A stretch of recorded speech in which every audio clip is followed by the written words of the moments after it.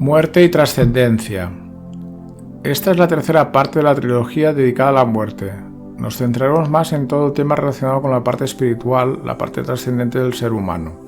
En la primera parte, Muerte y último suspiro, nos centramos más en el proceso físico de la muerte, gran olvidado y no por ello menos importante. Y en la segunda parte, Muerte y emociones, nos centramos más en todo lo que tiene que ver con los procesos emocionales de la persona que muere y su entorno. No pretendo en este artículo hacer todo un tratado de lo que ocurre exactamente en el momento en que morimos. Para ello ya hay muchos libros que lo describen, especialmente los de la línea tibetana, que son muy técnicos al respecto. Pero no debemos olvidar de todas maneras que no deja de ser una religión y por tanto una parte es su creencia y superstición, y que como tal también crea una realidad mental colectiva que hace que para ellos sea real muchas de las cosas que creen, pues la manifiestan en su matrix colectiva. Mi acercamiento va a ser sobre los puntos clave respecto al que fallece y respecto a los que se quedan, y también sobre sus interacciones. Ocurre a menudo que unas horas o minutos antes de morir, el moribundo tiene una visión de alguno o algunos ancestros significativos, casi siempre padre o madre o abuelos. A veces incluso los familiares presentes pueden llegar a verlos y o sentir su presencia. Después del último suspiro.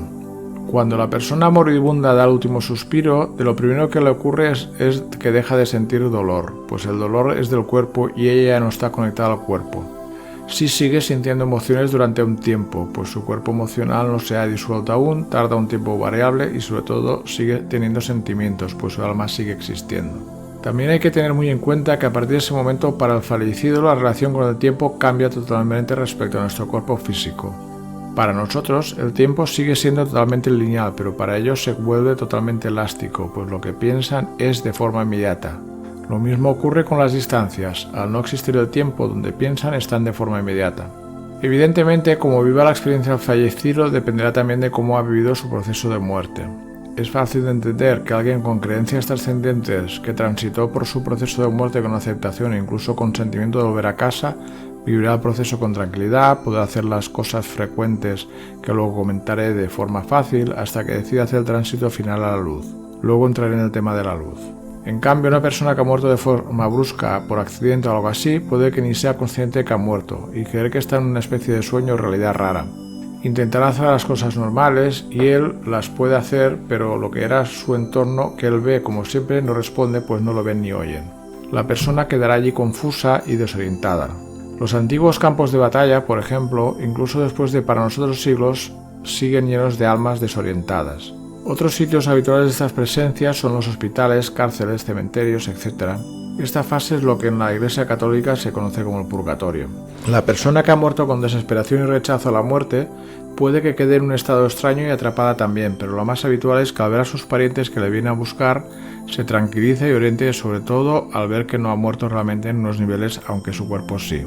Pues en muchos de estos casos el miedo era la muerte, al ver que no existe se relajan. Una persona con fuertes apegos o deseos además quedará atrapada al objeto de deseo, ya sea cosas materiales o personas. Son los típicos fantasmas que rondan en burdeles, casinos, lugares donde se torturó, palacios o castillos, incluso casas. Pero también pueden rondar a personas, en este caso la persona rondada suele notarlo, aunque no pueda afirmarlo con certeza, pues no lo ve, o incluso hay casos en que sí los ven. También puede ocurrir al revés, una persona fallecida que tiene a alguien vivo muy apegado, que puede quedarse atrapado en esta zona de impasse porque el apegado le retiene. Otra causa de permanencia en impasse puede ser la urgencia de comunicar algo importante a alguien vivo, o se intenta arreglar algo que se arrepiente de haber hecho mientras estaba vivo, etc. La película Ghost es un buen ejemplo de esto. En el mundo hay mucha gente egoísta, confundida y engañada, y eso hace que sean malos con los demás, pero hay poca verdaderamente mala y que saben lo que hacen. Los primeros pueden quedar atrapados por su confusión o apegos durante un tiempo, pero acabarán siguiendo el proceso hacia la luz.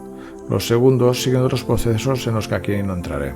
Como vemos, el proceso puede ser variado, pero más o menos podemos decir que hay unas pautas habituales. Hay una película que ilustra muy bien toda esa fase de transición y cómo nos quedamos atrapados en nuestras propias películas mentales de forma reiterada. Es nuestro hogar. Os recomiendo mucho verla. Si os quedáis con las muchísimas claves que da, podéis tener una idea bastante buena del tema. Para ello, podéis obviar las necesidades de guión para que la película sea comercial y la dificultad de explicar algo tan sutil con imágenes 2-3D. Comunicación con el que se ha ido. Paso a explicar otra parte habitual e interesante después del fallecimiento, que es la posibilidad de comunicación entre el fallecido y los que se quedan. Es algo mucho más habitual de lo que podemos imaginar. Lo que pasa es que la gente no suele explicarlo por miedo a que la tomen por loca. Se suele producir dentro de las primeras horas 10 del fallecimiento y como más tiempo pasa menos probable es. Además es mucho más fácil cuando el que recibe el contacto no se lo espera en ese momento, pero está abierta a esa posibilidad, creencias trascendentes. En cambio, alguien que lo espera con mucha ansia, precisamente por la gran energía emocional que despliega con eso, bloquea la posibilidad de que el fallecido acceda de una forma palpable y evidente. Hay que ser consciente que el fallecido ya no dispone de energía física para manifestarse, solo lo puede hacer desde planos un poco más sutiles y no es fácil percibirlo de una forma clara y evidente. Si hay mucha presión energética desde nuestra parte, no podemos percibirle. Para ejemplificarlo, sería como intentar escuchar a alguien afónico al lado del altavoz de una macrodiscoteca. A medida que pasa el tiempo, los cuerpos más cercanos al físico del fallecido van desapareciendo y por eso se hace más difícil ese contacto perceptible, al menos para la mayoría de personas. El contacto siempre será posible porque eso siempre es posible entre ser y ser, pero aquí el problema somos nosotros mismos que estamos desconectados habitualmente del ser y por eso no podemos realizar esa comunicación. La forma más habitual con personas muy allegadas es a través de símbolos. La persona que queda, de alguna manera, recibe señales claras a través de códigos que solo los dos conocen. Una imagen o algo que aparece, algo movido de sitio, olores, algo dicho por alguien que reconoce que no sabe por qué dice eso ni entiende, pero el receptor sí. Muchísimos casos de esto último ocurre a través de niños, pues están menos cerrados a cosas no normales. No es tan habitual, pero también ocurre que es la visión directa y tal cual, incluso con conversación bidireccional con el fallecido. La conversación solo ocurre si hay aceptación y total neutralidad ante la situación por parte del receptor. Si hay tracción o rechazo emocional de algún tipo, es imposible. El fallecido no tiene energía suficiente para vencer esa barrera en nosotros. La visión sin conversación sí es más fácil, pero implica como mínimo un estado de estabilidad y tranquilidad emocional por nuestra parte suficiente. La visión puede ser desde una simple sombra a una visión clara, pero si es clara, se nota de todas maneras una levedad, una intangibilidad, un poco como los hologramas de las películas.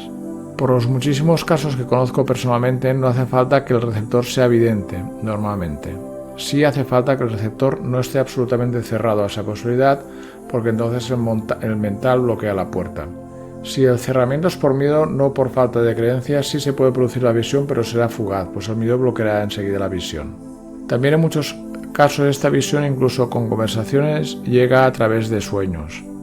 Aunque en este caso es más fácil que la gente lo viva simplemente como un sueño más y como creación propia, no como algo real. Cuando la persona fallecida vive la espiritualidad de forma consciente real, no de máscara, es mucho más fácil que gente cercana la vea. La razón es muy simple. Viven su muerte como algo natural y entienden y son conscientes de lo que están haciendo y viviendo y suelen ir a despedirse de la gente cercana, importante para ellos o para los que el fallecido era importante. Es una forma de decirles, no te preocupes, estoy bien, o incluso de confirmarles que existe un más allá. ¿Podemos buscar esa comunicación con fallecidos? La respuesta es sí, pero antes de hacerlo hay que preguntarse por qué, para qué, y solo lo podemos hacer si hay un absoluto desapego y estamos relajados. Eso no quiere decir que no tengamos ningún sentimiento, pero solo funcionará si estamos en estado de amor y aceptación total. A la mínima presión emocional se acabó. No hay que hacer ningún ritual ni ninguna invocación ni nada por el estilo, pues eso sería magia negra. Ningún ritual propio, pues como lo haremos pensando en, ya estamos interfiriendo. Eso sí, debemos estar relajados y receptivos y tranquilos. La forma de hacerlo es realmente muy sencilla. Es tan simple como visualizarla delante de nosotros y conversar con ella como hemos hecho siempre, nada más. Lo difícil, y es donde suele aparecer la barrera que lo impide, es, por una parte, estar totalmente abierto a que eso ocurra, que no es lo mismo que querer que ocurra, y por otra parte, estar realmente escuchando y no pensando lo que queremos oír. Es muy sencillo, nuestro cerebro y nuestro pensamiento desplegan una gran energía. Si lo activamos, hacemos imposible ver o oír la energía sutil que llega de la otra persona. Pongo aquí persona porque eso funciona igual con los vivos que con los muertos.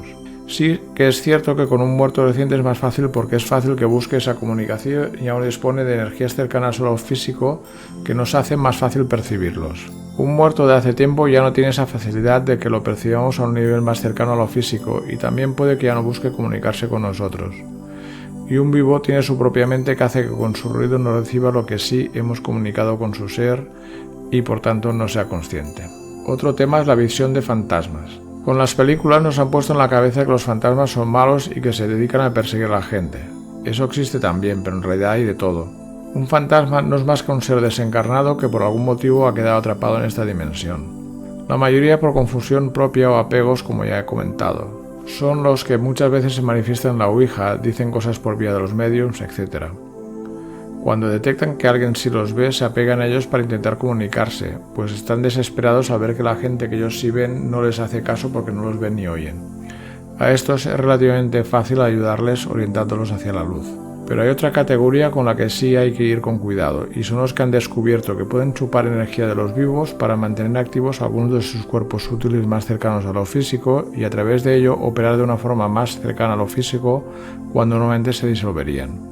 Probablemente cuando estaban vivos ya eran vampiros energéticos de la gente de su alrededor, y siguen igual.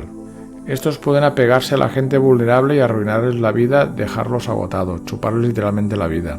Cuando parasitan a alguien, pueden impulsarlo a hacer cosas que la víctima no haría nunca. Es lo que en la tradición católica muchas veces se llama demonios. Tientan a la víctima a hacer cosas que ellos querrían hacer. Y como más sufrimiento crean en el huésped, más energía reciben y por tanto más poder tienen sobre el huésped. Es un proceso que se realimenta. En estos casos muchas veces el huésped dice que él no quería hacerlo, que algo lo obliga a hacer aquello y que él no quería, etc. De hecho, los exorcismos no es nada más que extraer a un ser de estos que parasita a otro. Y es algo real más allá de la terminología usada para definirlos. Como estamos en una cultura judeocristiana, se le suele poner el nombre de demonio, pero más bien sería correcto llamarlo parásito y manipulador astral, porque es lo que es más allá de dioses, demonios y religiones. La forma de protegerse y tratar con estos elementos será motivo de otro artículo, pues es muy extenso. En resumen, la barrera entre este lado y el otro es mucho más tenue de lo que pensamos. Si estamos abiertos a esa posibilidad, nos pasarán más cosas interesantes de las que podemos imaginar. El artículo que continuará es el proceso del duelo de las personas que quedan. Artículos relacionados: muerte y último suspiro, muerte y emociones, cuando la muerte está próxima, sobre la muerte de mi madre. Autor: Josep Vergés, fecha 12 del 4 de 2014.